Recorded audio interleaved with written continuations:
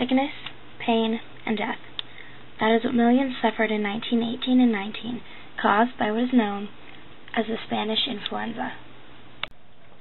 In the fall of 1918, World War I was coming to a close, and ideas of peace and wellness arose in minds all over the world, despite the harsh battles occurring. However, the calming war was quickly becoming second on the world's crisis list.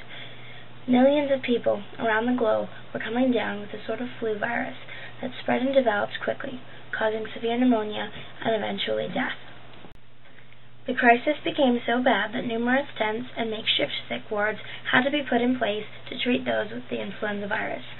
It was not long before tabloids began to publish death tolls, and posters started showing up warning people about the spread of the influenza. Such things as spitting, coughing, or sneezing could infect another person.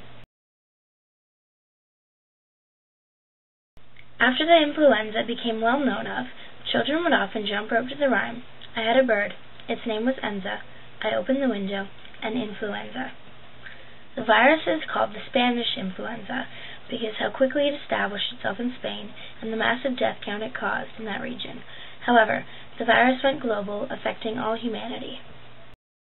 The virus is suspected to have traveled on boats used for trade, which is why it spread so quickly and affected everyone. Once the influenza is contracted, the person would die fairly quickly. People would die within hours, suddenly developing the flu or getting a vicious case of pneumonia. Eventually, cyanosis, a lack of oxygen in the blood and tissues, was present. This caused the sick to basically suffocate to death. Other cases included patients choking to death on bloody foam coming from their noses and mouths. There was no vaccination for the Spanish influenza, so contracting it was easy. In sum, you do not want to be a victim of the Spanish influenza. So when the pandemic died down in 1919, relief was everywhere, but also mourning for those lost. The number of people that died during the Spanish influenza pandemic was in between 20 and 40 million.